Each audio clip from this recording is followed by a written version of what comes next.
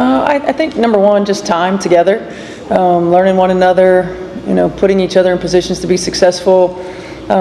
There are nights in basketball where the scoreboard can't tell the story. Nights where what's at stake isn't just a win or a loss, but momentum, identity, respect. Nights where teams aren't just running plays. They're fighting for pride, battling demons, chasing destiny. August 1st, 2025 was one of those nights. In the bowels of a roaring arena, Indiana Fever stood on one side, rattled, revived, and reawakened. Each game carving their way back into relevance. Across them, the Dallas Wings. Young, aggressive, and unpredictable. A squad that knew what it meant to take punches and still stay standing. The crowd hadn't yet settled when the battle lines were drawn. Stephanie White, head coach of the Indiana Fever, stood focused, arms folded, eyes locked in. Across from her, Atlantis, new at the helm for Dallas, mapped out his schemes like a general on the edge of war. He said it plain before tip-off: take care of the basketball or be taken out of the fight. The game didn't wait. From the opening whistle, Boston was a target. Dallas made sure of that. Jill Sutter locked into her, face guarded, every dribble contested, every post-up denied. Haley Jones doubled hard. They weren't letting Boston breathe. That was no coincidence. It was the strategy. Shut her down, and you might just shut Indiana down. But Boston? She'd seen this movie before. She wasn't folding. Indiana's first few possessions were stifled. McDonald couldn't find space. Rebounds were ripped away, and the offense sputtered under Dallas's early defensive aggression. But then, like a flicker in the dark, J.J. Quinterly hit a buzzer beater. The rookie from West Virginia didn't flinch. She didn't smile. She just nodded. They called that a big win. It wasn't about the score. It was about belief. But Dallas wasn't impressed.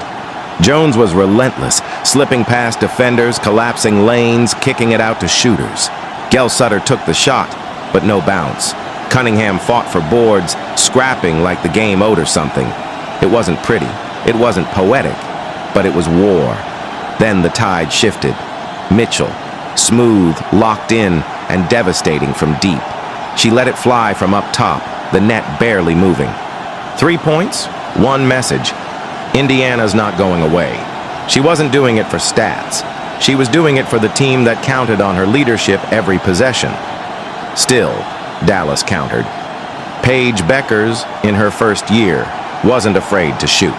Her shot, even off balance, under pressure. But Indiana read the script too well. Beckers missed, Howard crashed, but nothing easy came for the Wings. Indiana was moving on a string. Help defense, rotations, traps in the corners. Dallas wanted fast starts. Indiana gave them cold hands. Boston? Now she was waking up. Mismatch on the block. Boston pivoted, drop step, finish. Too easy, too smooth. And when she's in rhythm, there's nothing you can do. That bucket wasn't just 2 points. It was a signal. She's here. She's not backing down. Beckers tried to respond again. She missed. Again. Cunningham snagged the board, brought it down with purpose like it belonged to her from the start. It wasn't just about winning quarters anymore. It was about dominance, but it wasn't perfect. Indiana made mistakes. A turnover here, a rushed shot there. Dallas knew the window, and they tried to break through it. Howard went to work, bodying inside, pulling defenders, drawing contact. She'd been here before. Championship blood, veteran experience. She knew exactly how to bend the game in her favor. And when she got to the line, you could see it in her eyes. Calm, deadly. She didn't come to dance. She came to deliver. Still, Indiana had counters Quinterly fed Cunningham, who slashed inside for the layup. Too quick, too precise. You don't coach that. That's instinct. Then came McDonald, off the dribble, slicing through defenders like a scalpel through silk. She didn't make the shot, but she made the defense think. Every time she touched the ball, something dangerous was coming. And just when you thought the game would settle, Caitlin Clark walked into the moment. She didn't need an introduction. Her name already echoed in arenas from college gyms to WNBA lights. She came off the bench with that look in her eyes, the one that says, "Let's change the tempo." And she did. Indiana turned defense into offense. Stops became opportunities. Movement turned to chaos. Chaos turned into points. Vivian Bibby stepped up, signed for the rest of the season, but already playing like a seasoned pro. She knocked down the three from the corner like she'd been doing it her whole life. Cold, clean, clinical. But it wasn't just offense. Indiana's defense turned razor sharp. Paige Beckers, usually fluid, found herself locked in a vice. Hall smothered her. Macau disrupted passing lanes. Howard was contested at every shot. Even when Dallas pushed to the rim, there were hands, always hands, forcing them to reroute, reset, hesitate. Stephanie White wasn't just coaching. She was orchestrating. Every rotation, every substitution was a chess move. And Dallas? They were running out of answers. Howard kept grinding, drawing fouls, creating second chances, but Indiana smelled blood. They pushed the ball. Fast break after fast break. Clark to Bibby, Bibby to Boston, Boston to Mitchell, back to the line, back on the board. And when Cunningham spun away from Beckers and floated in the layup, the crowd roared like it knew. This game was turning, yet Dallas wouldn't go away. Ari McDonald drove, fearless as ever. J.J. Quinterly stuck with her, hip to hip, step for step. Rebound came long. Indiana grabbed it. You could feel it. Momentum was changing jerseys. It wasn't just execution now. It was energy. You could see it in Boston's face, in Clark's claps from the bench, in Bibby's bounce, in Stephanie White's fire. This wasn't just a run. It was a rebellion. Suddenly, Dallas's shots weren't falling. Indiana's were. Paige tried to step back. No bounce. Cunningham ripped the rebound. Fever ball. Bibby pulls up. Cashes in. Another three. Crowd erupts. The wings were staggering, looking for an answer, looking for control. But control doesn't come easy in Indiana. And just when Dallas tried to regroup, Boston got deep post position, sealed her defender, caught, turned, and finished. Soft touch. Easy two. Another nail. Even when Howard drew contact, even when Beckers found space, the rhythm wasn't there. Indiana was in sync. Defense rotating, hands active, voice loud. You could feel it. The fever were rising. And they weren't just playing for this win. They were building something bigger, bigger. They thought it was just another night under the lights, another quarter, another possession, another game. But this wasn't just basketball. Not tonight. Not for Caitlin Clark. Not for the Indiana Fever. Not with the entire league watching, waiting to see whether brilliance would rise or break. As the third quarter began, tension thickened like fog hanging over hardwood. You could feel it.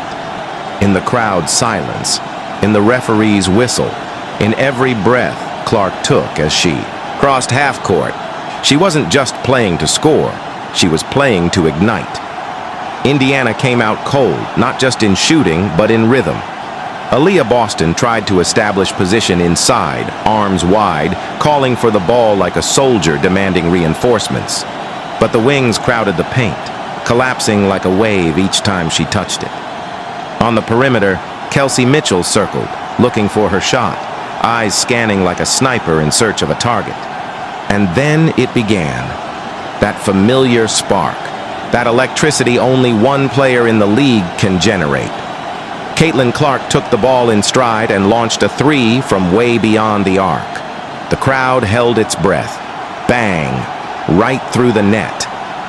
No hesitation, no apologies. It wasn't just the distance, it was the declaration. I'm here, and I'm not leaving quietly. The Dallas Wings scrambled. Crystal Dangerfield pushed tempo in response, driving inside and trying to counter with quickness. But suddenly, Indiana's defense stiffened. Clark rotated, arms out, cutting off the drive. Boston stepped up with her towering presence. The Wings Once confident, now hesitated, second-guessing every cut, every pass. And in that hesitation, the fever found life. Clark raced ahead after a defensive rebound, eyes already surveying the court before her feet hit the floor. She wasn't just dribbling, she was orchestrating a fast break symphony. She hit Boston with a lead pass that only the elite can deliver, threading it between defenders, perfect bounce, right in stride. Boston gathered and finished strong at the rim. The bench erupted.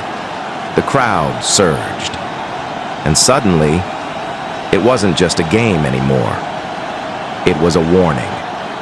The Wings felt it too. They tried to punch back. Kalani Brown muscled her way down low, using her frame like a wrecking ball, absorbing contact and finishing inside. It was brute force, and it momentarily stunned the Fever.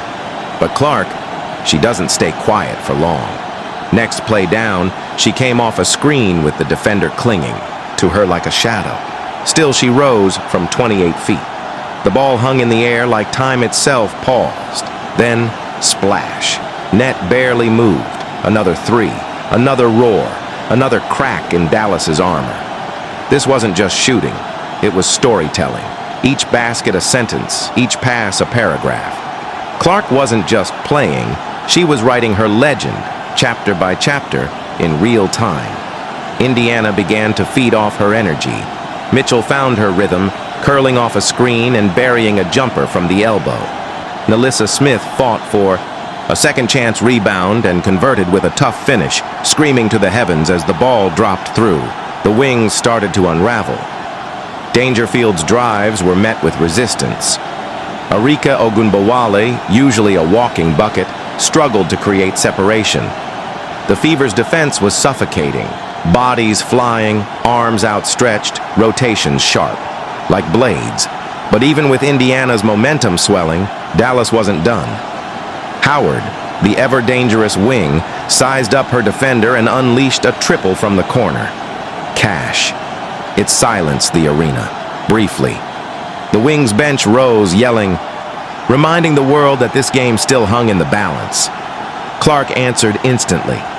Like an assassin with perfect timing, she took the inbound, barely crossed half court before rising, a deep, contested shot from nearly the logo. And it dropped.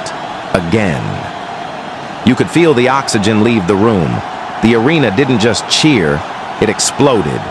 Her teammates swarmed her at the timeout. Coach Christie Sides didn't have to say much. They all knew.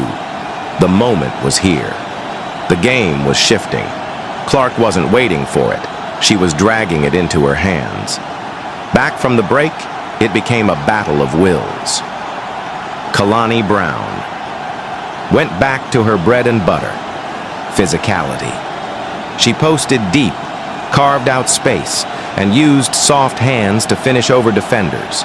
It was old-school dominance, and for a moment, the Wings kept pace. But Clark was operating on another level. She wasn't just scoring, she was bending reality. She drove left, drew a double team, then whipped a no-look dime to Smith, cutting baseline. Layup. Crowd stunned. Opponents frozen. It was basketball wizardry, and she did it again. Next possession, Clark crossed up her defender, drew help, then swung it behind her back to Boston at the free throw line. One dribble, power move, bucket. The Wings defenders looked at each other in disbelief. They weren't just playing against Clark. They were trying to survive her. By now, every Fever possession felt like a crescendo. Every Dallas possession, a scramble. Ogunbowale tried to respond, an off-balance runner off glass. It went in, but it felt desperate, like trying to douse a wildfire with a bucket. And still, Clark kept pushing. She cut through the defense again, this time absorbing contact, fading and still finding the bottom of the net. Her expression didn't change. Her body language didn't flex. She was ice. She was locked in. Indiana's bench waved towels. Fans in the front row stood, mouths open, unsure if what they were witnessing was real. The third quarter buzzer sounded, and Clark walked back to the bench like a general returning from battle. No words, just fire. But it wasn't over. Far from it, because the fourth quarter would be war.